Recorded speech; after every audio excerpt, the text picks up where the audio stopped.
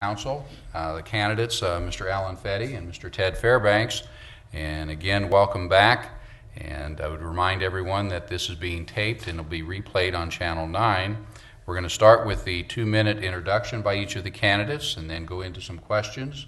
And then we'll conclude about 10-15 minutes from now with closing. Mr. Fetty, you drew the short straw, so if you would do your introductory comments. It's like a big envelope to me. Thank you, Jim.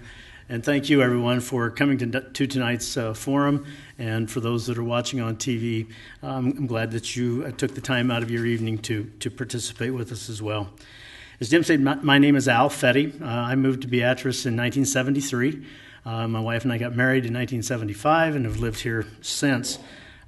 We are both retired teachers, both spent a lot of years teaching in the Beatrice public school system.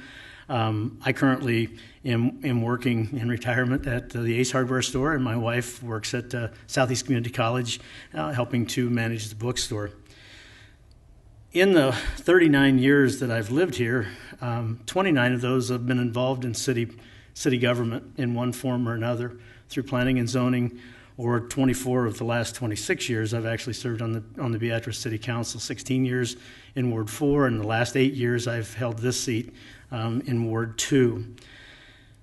Obviously, I've been very committed to seeing Beatrice progress, and seeing Beatrice grow as a community, not necessarily in numbers, but grow as a community in what it can provide to make it a better place. I look forward to continuing that commitment as we progress on, because there are a lot of things that still need to be accomplished to continue to make this community a better place.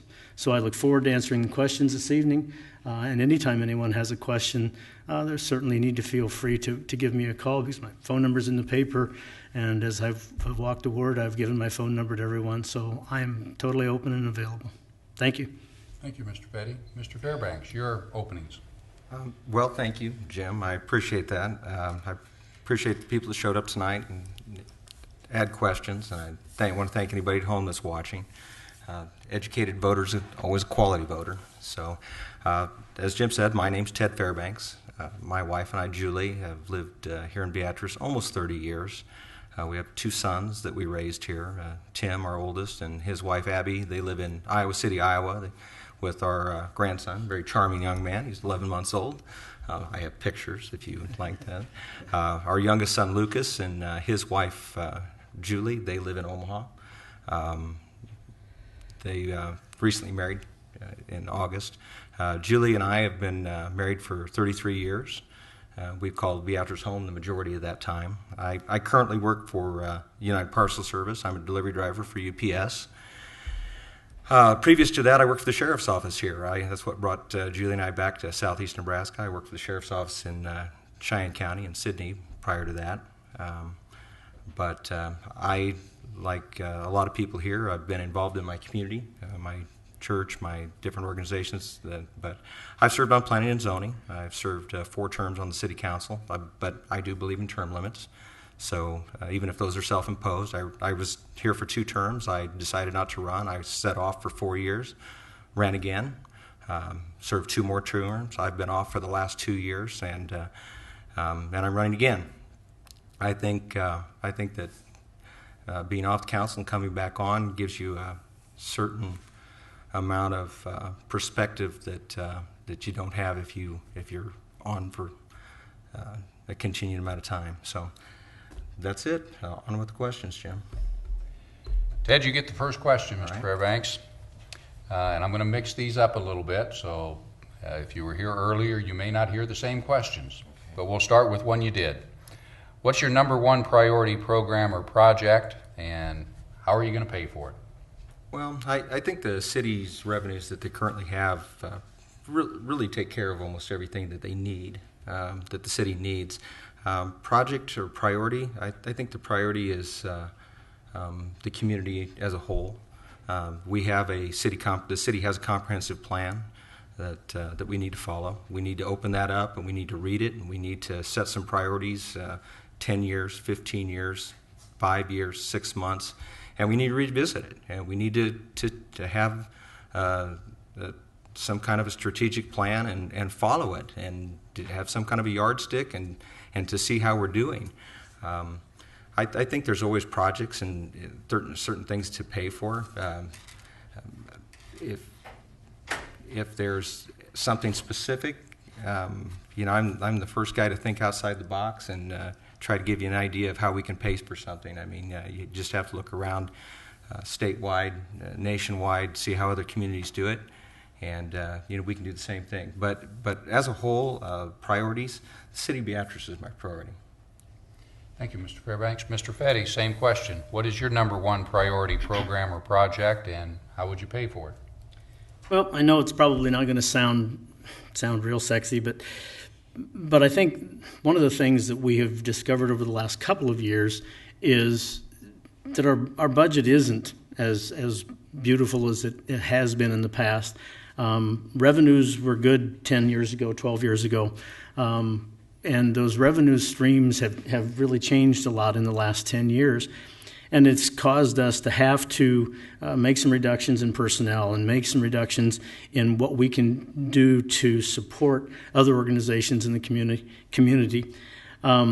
So along that line, I think what we need to do is to redevelop our budget priorities and to, as was stated earlier, redevelop some of our cash reserves that we've had to dip into to try and maintain some of the programs that we've had in the past.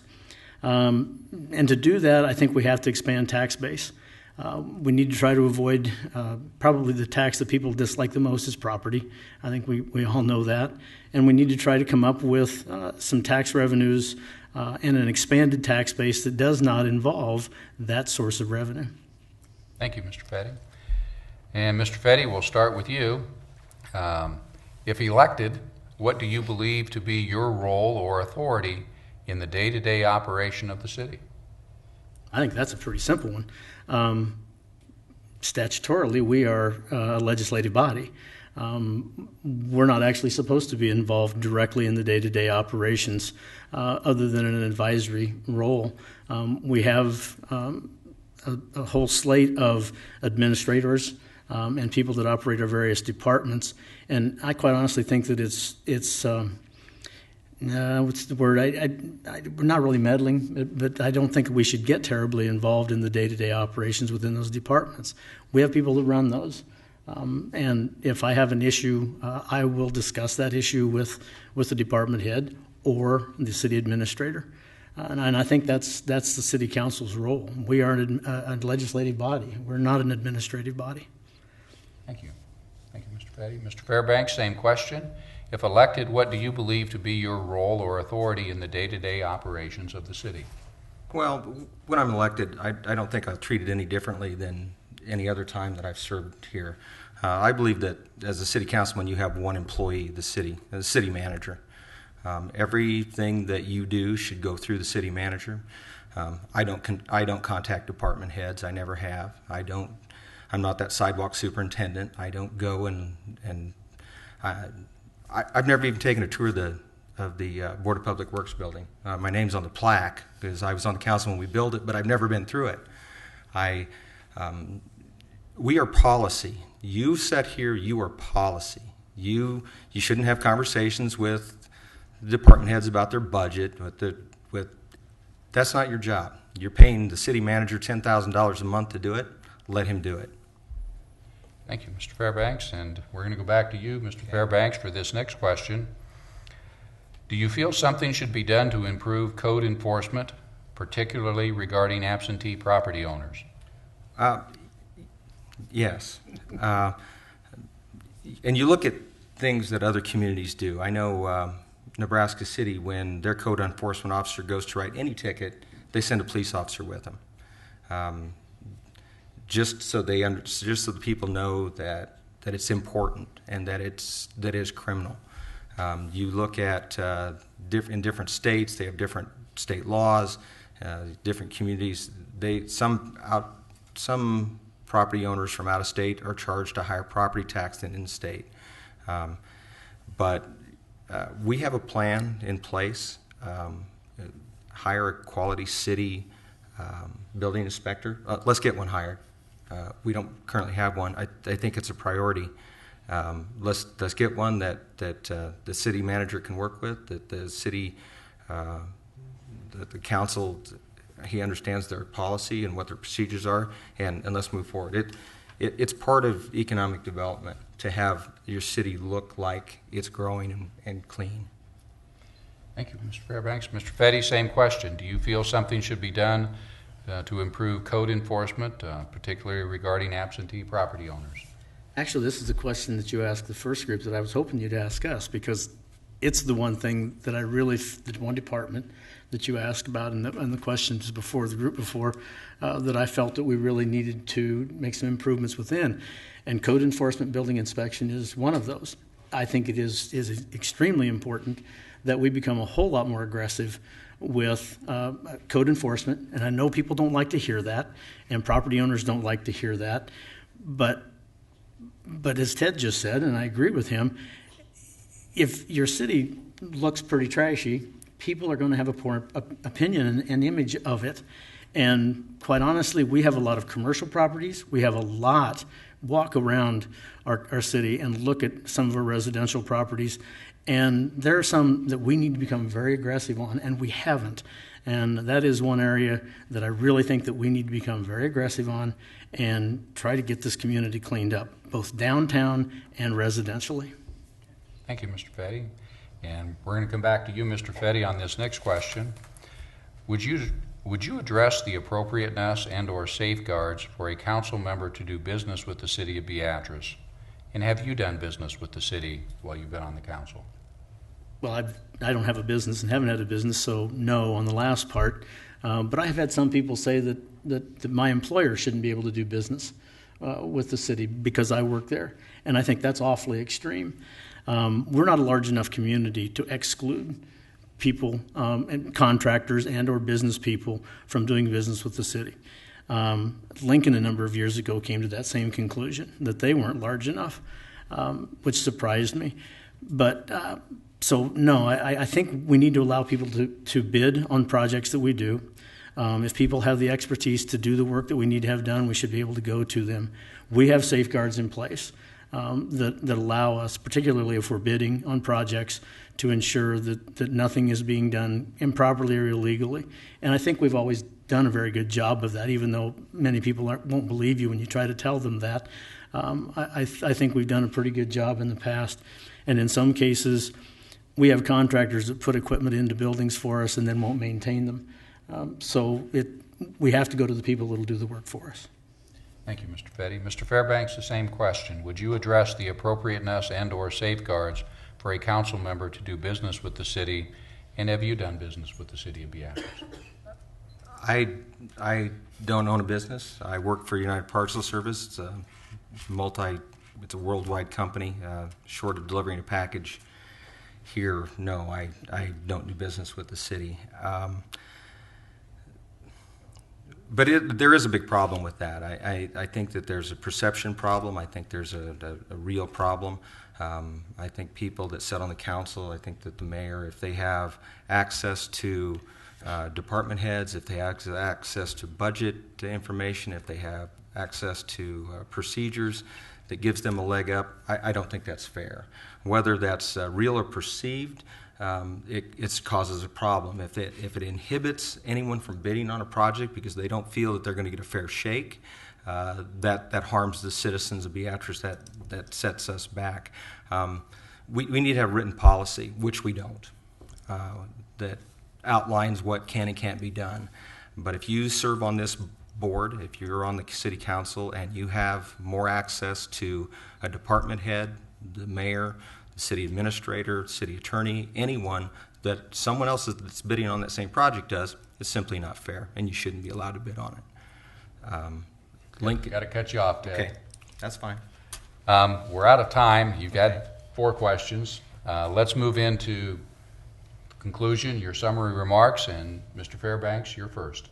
Well, once again, I want to thank everyone that has supported me in our ward, not just and in the community.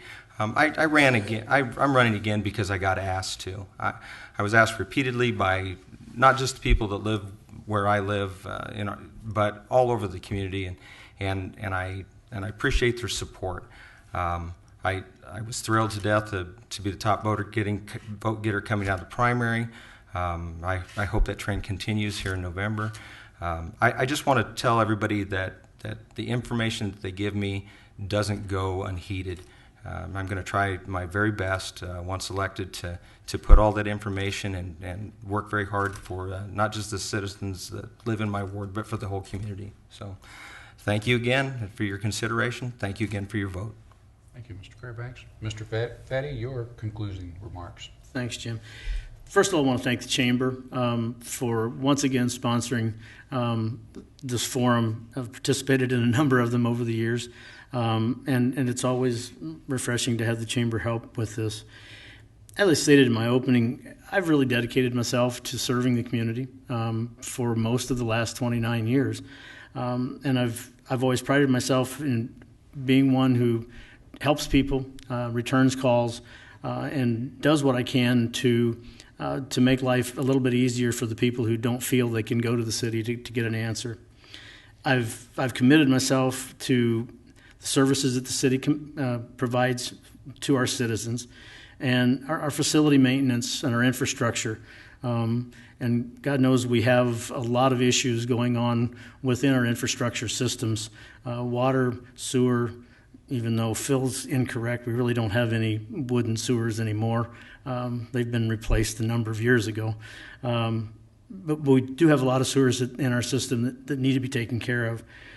And I do feel that I bring a great deal of experience and knowledge to the job, and would like to continue. I still have that desire to continue representing the people of the Second Ward. And anyone in the community, because we're a small enough community that if anybody comes to you, you help them, regardless of where they live. So I appreciate the opportunity to run again. I appreciate, again, the Chamber's hosting this forum, and I respectfully ask for people's vote from the Second Ward in the election November 6th. Thank you. Thank you, Mr. Fetty. Thank you, Mr. Fairbanks. That concludes the Second Ward forum. And again, we want to thank all of you for attending and continuing to listen. Hopefully you're still up and listening on TV. And get out and vote come November.